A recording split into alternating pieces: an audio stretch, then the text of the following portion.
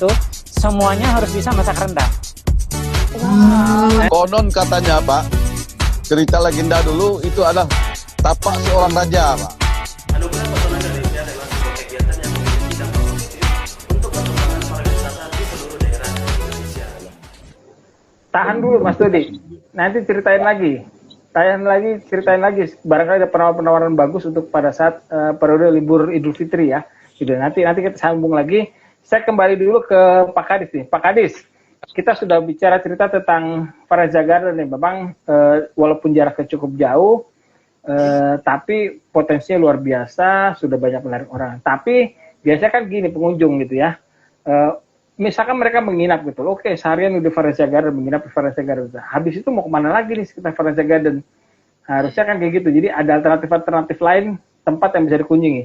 Mungkin Pak Kadis bisa ceritakan nih, selain Faraja Garden, ada apa lagi potensi yang di sekitar dari Faraja Garden itu yang bisa dikunjungi oleh wisatawan yang datang ke sana? Gitu. Silakan Pak Kadis.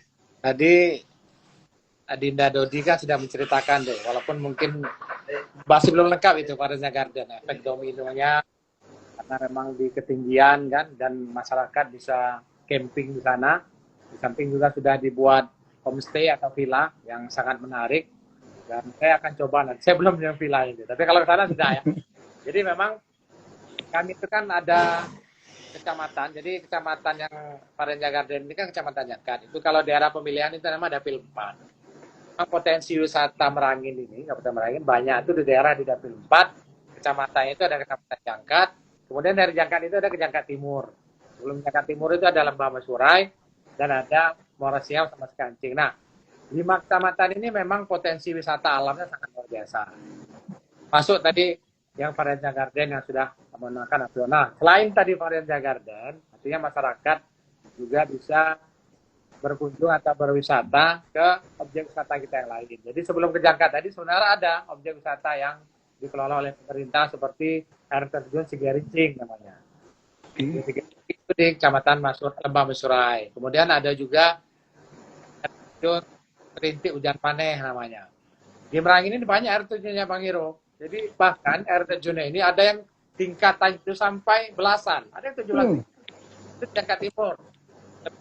Dari Jangkat ke Jangkat Timur itu nggak terlalu jauh jaraknya. Paling sekitar setengah jam sampai 40 menit. Setengah jam ke sana. Nah, itu ada air terjun sampai 17 tingkat.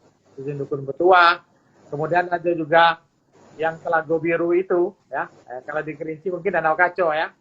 Dan beberapa objek wisata lainnya yang memang cukup menarik karena memang daerah ketinggian ya, dan juga di sana ada ubi madu itu dekat Faraja Garden itu. Oh, nah, kalau ke sana pasti saya beli itu ubi madu.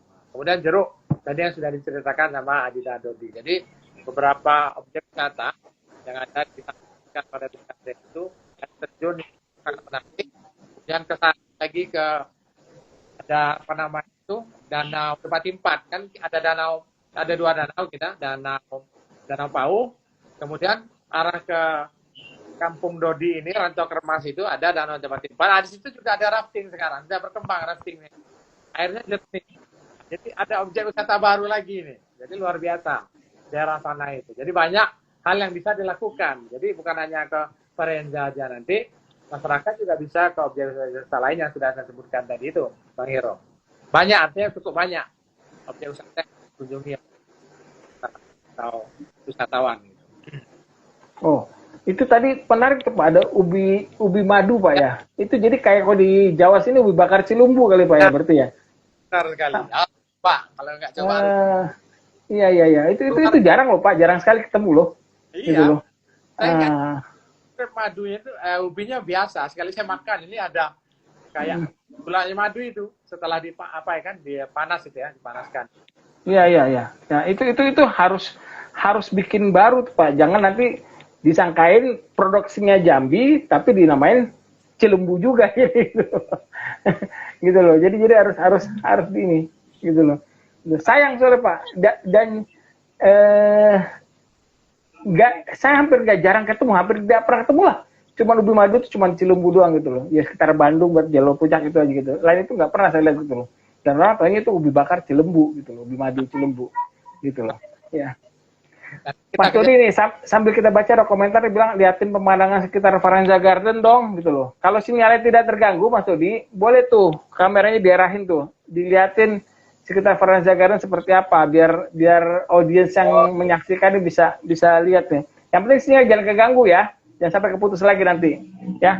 Oke, sambil kita lanjut Pak Kadis ya, kita bicara lagi.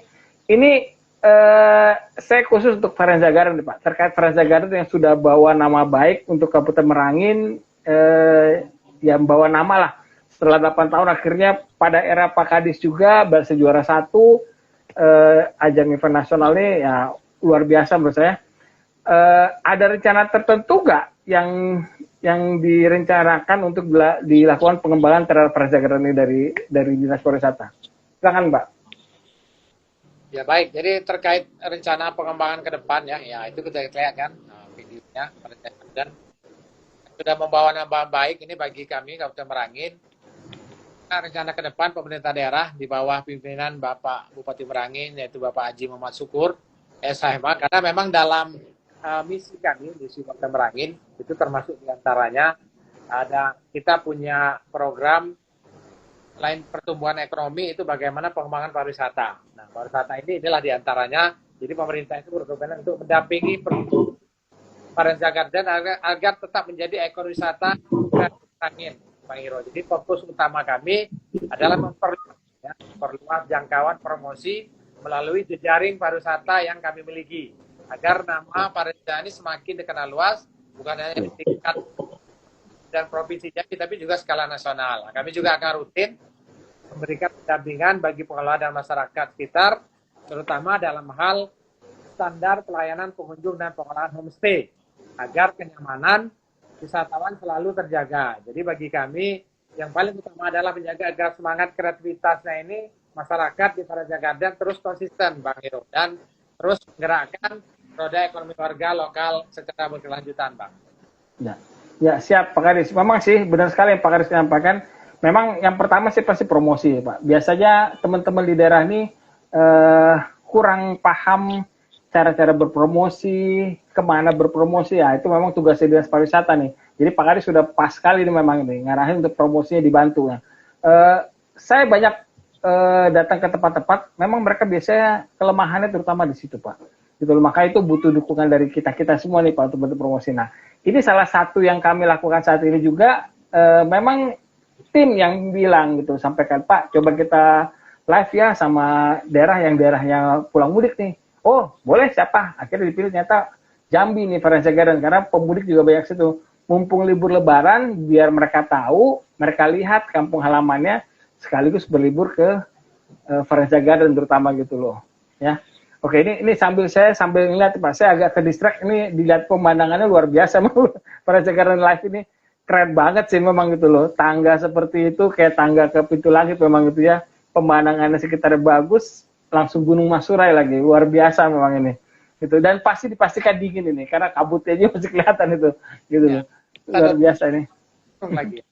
Iya. Makanya. Luar biasa memang ini Varanza Garden. Oke. Mas Dodi. Ya.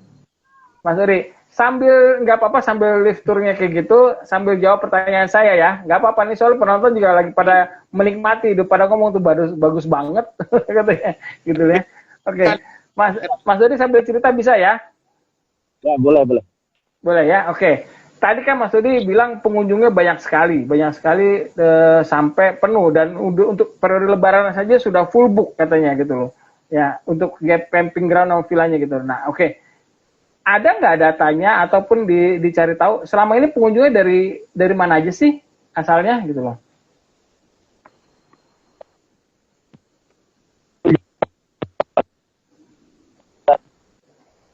Suaranya putus-putus Mas Dodi.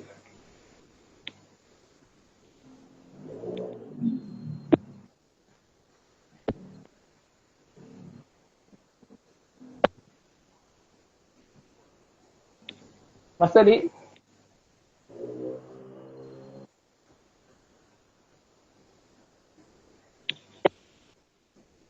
Kalau misalkan ini cari tempat yang sinyalnya bagus dulu Mas Dodi. Wih, itu bagus banget, gila. Keren. Waduh.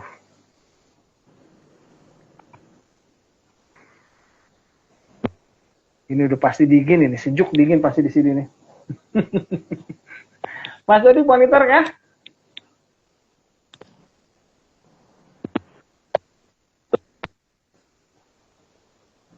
Oke, mungkin sambil nunggu Mas Dodinya bisa on, Pak Kadis mungkin bisa cerita nih, asalnya dari mana biasanya pengunjung Pak? Yang tahu dari Pak Kadis ini? Wah, pengunjungnya ini yang jelas pertama pasti lokal ya, dari Lokal. Blitar, Jangkat, dan tadi saya bilang daerah Dapil 4, juga di samping memang warga Bangko ya, Kota Bangko, dan beberapa seluruh kecamatan yang ada di Merangin, Merangin lah pada umumnya, dan itu saya bilang, bahkan saya itu sering ditelepon sekarang dari kawan-kawan yang dari kabupaten lain. Kan penasaran nih dengan Parenja Garden, di Puncak Langit, tanggal Langit. Bahkan Provinsi Bengkulu pun ada yang telepon saya, nggak bohong, ini bulan lalu. Jadi dari provinsi tetangga pun juga sudah tahu, dan akan berkunjung ke sini katanya. Saya bilang, kalau untuk menginap di homestay memang perlu jauh-jauh hari, karena homestay-nya kan terbatas tuh vilanya. Jadi jauh hari ya di booking dulu.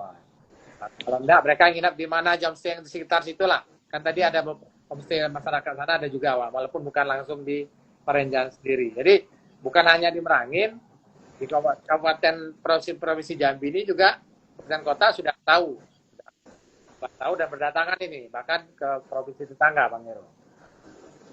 Ya, oke. Ini ada beberapa hal yang mau saya sampaikan, Pak. Jadi memang satu, saya lihat posisinya Parenja Garden ini di perbatasan dengan provinsi sebelah, Pak ya, Bengkulu ya. Belum, Ya, betul gitu. Nah, ini kalau istilahnya di Kemenper kan itu berarti cross border, Pak. Ya. Cross border gitu loh. Itu bagus sekali memang, Pak. Itu memancing untuk orang datang ke sini gitu. Itu kan menjadi pemasukan juga ke daerah kan, gitu loh. Ya, itu cross border gitu. Itu potensi yang sangat luar biasa. Ditambah lagi nih satunya, Pak. Kebetulan memang dari Bengkulu selama seingatan saya belum pernah ada yang juara 1 untuk Api World-nya. Jadi mungkin mereka penasaran nih. Belum pernah. Bengkulu masih tidak terlalu aktif seperti Jambi lah. Gitu. Jambi malah pernah juara umum kan gitu ya. Nah, makanya pasti mereka penasaran mau lihat seperti apa sih gitu loh. Nah, ini bagus ya Pak. Ini satu hal yang bagus gitu ya. Kedepannya ini Parenja Garden tuh bisa jadi rujukan kalau orang mau studi banding. Gitu loh. Karena sudah banyak yang terjadi seperti itu. Seperti Negeri Rutong di Ambon, Bantar Agung di Majalengka, itu jadi rujukan untuk studi banding. Bisa jadi nanti akan menarik dari tetangga-tetangga sebelahnya, maupun dari desa sebelah, maupun dari provinsi lainnya, ini untuk hadir ke situ, untuk studi banding. Gimana sih ceritanya bisa jadi seperti itu gitu loh. Jadi bagus seperti itu gitu loh. Itu sih gitu, Pak. Ini peluang yang besar sekali. Oke, ini saya lihat Mas Dodi udah bergabung lagi. Mas Dodi, nanti kita lanjutin ya untuk Mas Dodi untuk live tour-nya ya. Saya masih mau nanya lagi dengan Mas Dodi nih. Mas Dodi, sudah bisa dengar? Sudah bisa dengar ya? Oke. Tadi Pak Kadis sudah jelaskan juga, sudah bantu jelaskan pengunjungnya. Ternyata pengunjungnya juga sampai dari provinsi sebelah, dari Bengkulu nih. Oke, itu bagus sekali gitu ya. Nah, itu harus ada datanya, Mas, karena itu akan pengaruh kita juga untuk kemana kita akan berpromosi, gitu loh. Kemana kita akan berpromosi gitu. Jadi selain mungkin di wilayah lokal, mungkin juga harus ke sekitar-sekitarnya juga supaya mereka datang gitu loh. Tapi jangan terlalu jauh juga, gitu. Yang penting dekat dengan sumber marketnya lah, sumber pengunjungnya. Oke, itu tadi pengunjung akan datang. Nah, cuman tadi Pak Kadis juga cerita banyak sekali di sekitarnya objek wisata lainnya gitu ya. Nah, sekarang ini kasih alasan, kelebihan apa yang membedakan Parenja Garden sehingga wisatawan wajib datang kunjungan ke Parenja Garden. Coba Mas Dodi ceritain. Baik.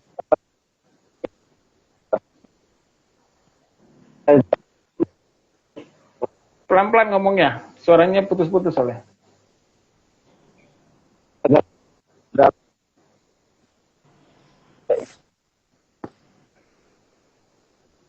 Suaranya putus-putus Mas Dodi.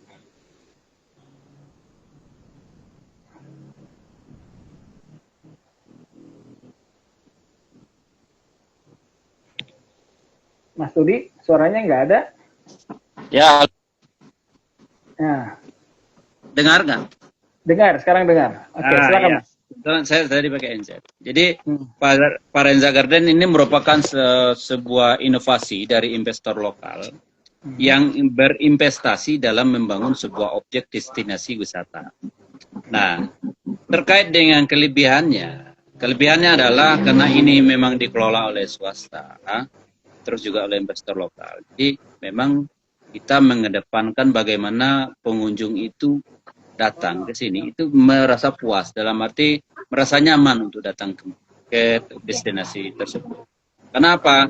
Ya itu tadi, kebanyakan kadang tempat wisata itu untuk ya kita berbicara makanan sajalah. Kebanyakan di hari-hari besar saja yang ada orang jual nasi, jual lotek, jual kecil. Tapi kalau di sini itu setiap hari ada jual. Nah, makanya saya bilang kenapa rugi kalau wisatawan itu tidak mampir di sini. Gitu. Karena dari segi fasilitas, alhamdulillah kita sudah melengkapi. Terus juga kita sudah juga nanti kalau seandainya ada yang mau sholat, kita juga ada yang mau sholat. Terus nanti juga kita punya WC yang memang layak untuk pengunjung datang ke sini. Terus juga letaknya juga di pinggir jalan lintas. Nah juga ibaratnya ini kalau kita sekali lewat itu rasanya ada yang kurang kalau kita tidak mampir di sini. Jadi untuk juga dari segi pengunjung kemarin kita tadi sudah juga berbahas. Kemarin ada juga wisatawan yang datang dari Belanda langsung untuk destinasi di sini. Cuman waktu itu mereka memang nggak nginap, tapi mereka menikmati di situ apa pemandangan yang ada di areal Parenza Garden. Karena kalau kita naik tangga langit, tentu kita akan berhadapan langsung dengan yang namanya Gunung Masurai. Gunung Masurai ini kan merupakan gunung yang tertinggi yang ada di Kabupaten Merangin. Dan juga menjadi destinasi untuk melakukan trekking kebetulan ke Gunung Masurai. Karena di Gunung Masurai ini ada 2 jalur yang bisa kita lalui sekarang. Ada yang melalui Sungai Lalang, itu enggak langsung topnya. Tapi kalau kita naik melalui Desa Renalai, kita itu langsung ke topnya Gunung Masurai gitu. Di ketinggian 2000 sekian, 2800 sekian. Berarti nah, judulnya Parenza Garden ini kan badannya di 1385 mdpl. Tinggi. Udah setengahnya. Ya. Ya. Berarti judulnya sudah pas nih ya, Parenza Garden ketinggian Tambang Sugawi menuju puncak langit. Bener, Mas Dodi ya? Sebenarnya judul itu luar biasa sekali, keren sekali. Sebenarnya awalnya bertanya oleh Pak Setia nih, yang buat judul siapa? Dia bilang, ini pasti kerjaannya Bang Hero lah nih, itu bilang. Karena Mas Hero pasti ngolek-ngolek nih, cari-cari informasi tentang Parenza. Pasti dia nyari tidak hanya di Google, tapi juga di YouTube kayaknya. Iya, memang pas sekali memang. Dan posisinya sih kami lihat itu posisinya langsung menghadap ke Gunung Masurai. Wih, luar biasa deh Bang, bener-bener. Dan tadi kita sudah dikasih lift tournya sedikit itu godaan banget buat datang ke sana. Ya, gitu ya. ini rugi nih.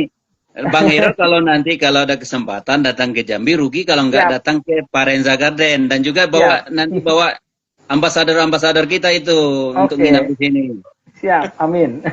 Oke, Mas Dodi, sedikit saya mau ini kan gitu ya, karena sekarang Parenza Garden sudah berkembang gitu ya, yang harus diingat, dan mungkin nanti Pak Kadis juga bisa bantu untuk membuatkannya, yang dijual sama Parenza Garden ini sekarang tidak lagi hanya produk loh ya, emang agrowisata, bukan hanya produknya itu, tapi lebih ke experience, pengalaman untuk hadir ke sana gitu. Jadi kalau bisa, jangan justru ditawarin beli stroberinya, tapi untuk datangnya lihat-lihat kasihlah sampelnya 1-2 ininya. Tapi nanti kalau mereka mau pulang mau bawa oleh-oleh, itulah baru produknya dijual gitu loh. Ya, jadi experience-nya, pengalaman yang dijual ya. Oke.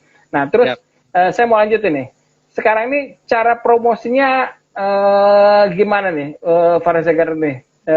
Kemarin sudah berhasil gitu ya. Tapi selain itu kan pasti ada penawaran menarik, terutama untuk periode Lebaran ini nih. Apakah ada tawaran apa untuk biaya masuknya juga berapa sih Mas? Ceritain dong sedikit, silakan. kalau biaya masuk kita masih ekonomis ya sebenarnya kalau kita bandingkan dengan tiket-tiket yang ada di Bandung. Kebetulan kan habis kita dari Bengkayang waktu itu kan kita tur juga ke Bandung dan Jogja terkait dengan destinasi. Kalau kita masih ekonomis lah. Di hari-hari besar itu untuk dewasa itu di 20.000 dan juga anak-anak di 15.000. Mungkin untuk hari biasa masih anu lah gitu. Nah, tentu dalam hal ini masih masuklah di hitungan wisatawan-wisatawan kita yang ada di lokal. Sekali masuk bisa menikmati keindahan hanya dengan membayar Rp20.000. Ah, di kantong. Masih hemat di kantong lah, Bang Eman. Pak Kadis, saya harus kasih apresiasi angkat jempol sama Praja Garden. Kenapa? Karena itu sudah lebih mengarah ke wisata premium kalau saya bilang malah. Gitu loh. Bukan mass tourism lagi. Kalau mass tourism tuh 5.000, aduh tuh. Saya agak-agak alergi sama yang kayak gitu. 5.000 tuh mass tourism. Itu kurang bagus lah menurut saya. Karena nanti pengelolaan ke depannya kurang susah. 10.000 itu angka paling kecil menurut kami ya Pak ya, gitu ya, yang tidak mengarah ke mass tourism. Tapi ini berani 20.000, bahkan 15.000 untuk anak-anak tuh luar biasa menurut saya, gitu loh. Itu jadi sudah mengarah ke premium tourism, itu bagus sekali Pak. Dan ini saya sih recommended sekali untuk dijadikan percontohan untuk desa-desa lain kalau mau studi banding nih Pak, gitu, lihat ke sana gitu loh. Ya, seperti itu bagus sekali Pak. Kebetulan juga kita untuk anak-anak kita juga sudah menyiapkan tempat mereka bermain. Kalau tandanya nanti istilahnya mereka kecapean mamanya untuk naik tangga langit. Kebetulan kita ada juga ayunan, semacamnya gitu di sini. Ya, betul. Itulah yang namanya experience yang dijual. Dengan harga segitu, kamu dapat experience apa, disediakan fasilitasnya, itu luar biasa Mas Dodi ya. Tinggal nanti cara promosinya juga dibantu lagi sama Pak Kadis seperti apa untuk ininya. Jadi ini luar biasa, sama strategi pertarifan, mungkin ada strategi tarif weekend atau strategi weekdays itu harus dibedakan karena itu juga bagian dari crowd control untuk menyebar lah, jangan ngumpulin nanti di akhir pekan semua gitu loh, gitu loh. Jadi harus ada pengaturan seperti itu. Oke, ini udah keren banget Praja Garden. Saya kembali ke Pak Kadis dulu deh, Pak Kadis. Melihat seperti ini gitu ya, pasti semangat dong gitu ya. Ternyata Merangin punya potensi kok, udah terbukti dengan Praja Garden. Nah, terus kalau secara umumnya apa nih Pak rencana selanjutnya untuk pengembangan potensi pariwisata di Merangin sendiri, pariwisata budaya dan craft gitu Pak. Rencana secara umumnya. Silakan Pak. Jadi Bang Hiro, jadi rencana besar kami ke depan jadi Merangin mewujudkan sebagai destinasi yang terintegrasi, Bang. Jadi kita mengembangkan pariwisata berbasis masyarakat. Karena kami ya bahwa pariwisata yang paling kuat adalah tumbuh dari akar rumput atau grassroots seperti yang kita lihat di Praja Garden. Pemerintah daerah juga berkomitmen desa unggulan yang dikelola langsung oleh pemerintah daerah. Karena itu kami sedang fokus juga ada Arboretum Relatif. Kami berencana menjadikan arboretum ini sebagai edukasi dan rekreasi alam yang lebih modern, Pak. Jadi, dan itu penting yang menunjukkan kekayaan flora kita. Jadi di Merangin punya itu luasnya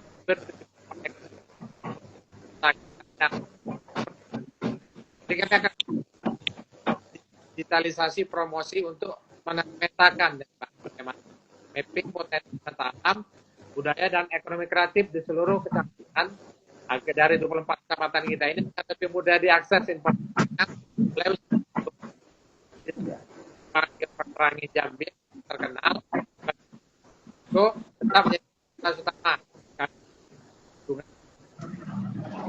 dari budaya.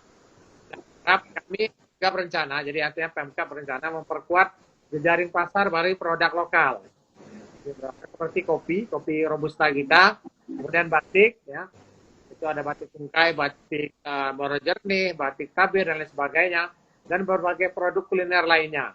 Jadi kami ingin produk-produk ini tidak jadi oleh-oleh, jadi tidak tapi identitas, itu ciri yang beberapa sudah mendapatkan melalui IG ya.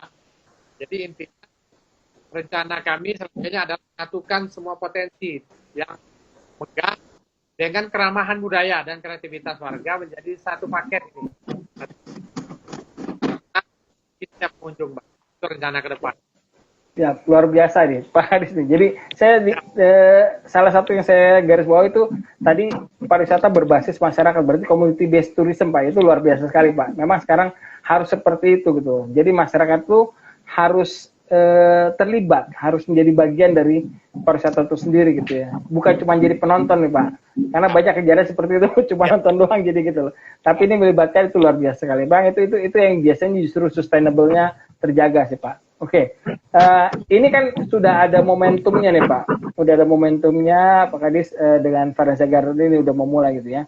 Nah, tentunya kan harus dijaga momentum ini. Nah, saya sedikit coba bertanya nih, karena nanti pasti kaitannya salah satu yang paling gampang ya mengikuti kegiatan-kegiatan kontestasi seperti Api World ini sendiri. Nah, untuk Api World 2006 sendiri ada ini nggak Pak? Ada usulan atau yang nominasi dimasukin nggak Pak? Gitu loh.